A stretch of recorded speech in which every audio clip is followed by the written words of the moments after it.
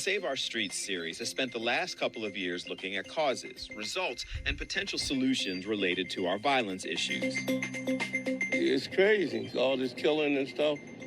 You know, it needs to stop. But at the root is a simple desire to find solutions. I want the leaders in the city to admit that we have a problem.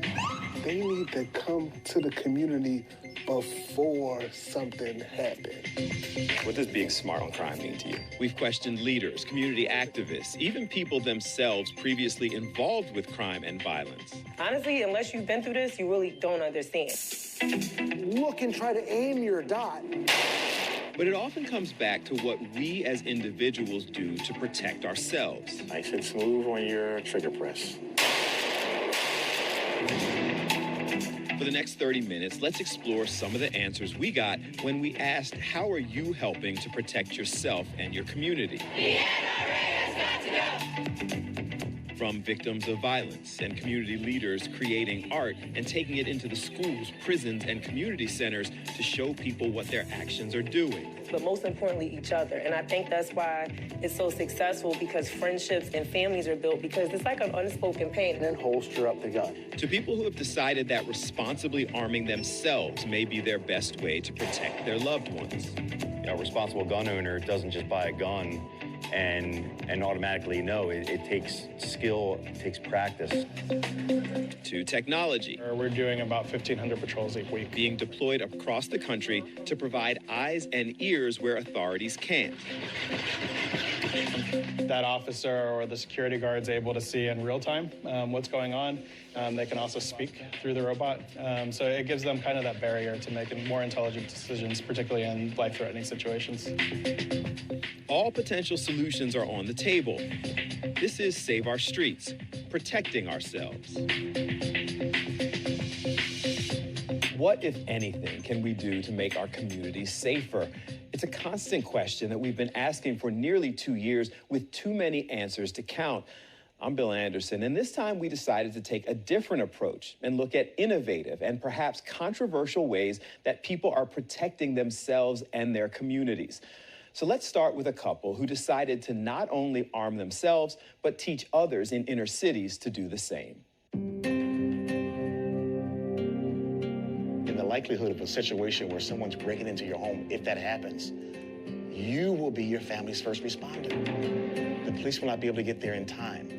I'm not saying that you would have to discharge your firearm at that time, but you will have to be that one that will have to stand in the gap to protect your family. So let's go, safety first. We met up with Carice and Jarrell Crew at a local firing range and gun store. You already have some rounds in there? They're a bit of an unusual phenomenon. We're loading our fire, we're charging our magazines, we're loading our firearms, and make sure we keep that firearm pointed down range. Breaking down stereotypes, African-American, inner city, proud gun owners who believe that gun ownership makes us safer in today's society. Then I was actually robbed about 10 feet from the police station a few years back. And when that happened, it was by two men that I asked to help me jumpstart my vehicle. They helped me jumpstart my car, but they also robbed me. Took my things out of my car. Luckily, they didn't hurt me, stick me up or anything like that. That was when they decided to get her a legal permit to carry a firearm. But it was another situation at the airport that got them more involved in education and training. Fast forward, we're in the TSA pre-check line. We have our TSA cred. Go through the TSA check. The lady is like, ma'am, you have to stop. And I'm like, oh, it must be water. And I looked at my husband. I'm like, oh, that's water on my laptop. It's fine. And she looked at me, and she pointed on the screen. She said, no, gun. Hours locked up and thousands of dollars in lawyer fees. Later, they realized that even legally carrying a firearm was a huge responsibility, and that's when their organization of largely African-American gun owners was created. It's the National African American Gun Association, and it has chapters all over the United States. And it's just a great organization coming together to empower people of color to learn about firearm safety. We're not looking to hurt anyone. We just want to be able to go home safely. That's all. being good law-abiding citizens. Jarrell is now a licensed firearm instructor, and together they train, break down stereotypes, and have established a community of support for people who believe that firearms are a way to protect themselves and their families. Nine shots. That gun talk was started around the issues of firearms. Let's talk about these things that we don't really talk about in the community. We see a lot of wrong handling in the community, but let's talk about the safety things about firearms in the community. So, that gun talk. They view themselves as helping people to fully understand what it means to own and carry a gun. So when you're owning a gun, you need to understand those rules, regulations, and the ramifications, where you can go, where you can't go, how to use, where to use, and you really need to understand situational awareness. Because people think that I can go buy a firearm and I'm good. And quite honestly, that's not correct. That is not correct. You actually will be in worse shape if you don't try to get some type of a training. All right, so let's get in position. Training on when you can legally protect yourself. If you see something, avoid the situation. You don't just want to pull your firearm out for anything. You really need to understand the ramifications behind it.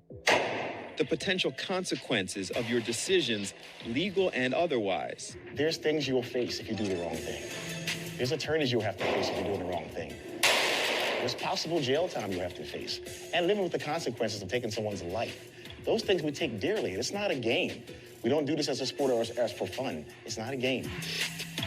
And how in the divisive gun culture society, every action is closely scrutinized and potentially tragic. A young child lost her life because her cousin found a firearm and she accidentally discharged. Those are the things that hurt us as a community. And we don't want those things to continue to happen. So we're going to continue to push training. Send a slide forward. Obviously, firearm ownership is a personal decision, but Jarrell and Carice hope that if you make it, you'll understand that there are responsible people eager to provide the training you need to be part of their growing, law-abiding community. We have like 170 members now from all professions of life. Doctors, lawyers, teachers. A lot of people who you think would not touch a gun are being responsible, good work, and are carrying and doing the right things. Again, we don't go out looking for trouble. That's not what we do. We just want to go home safe.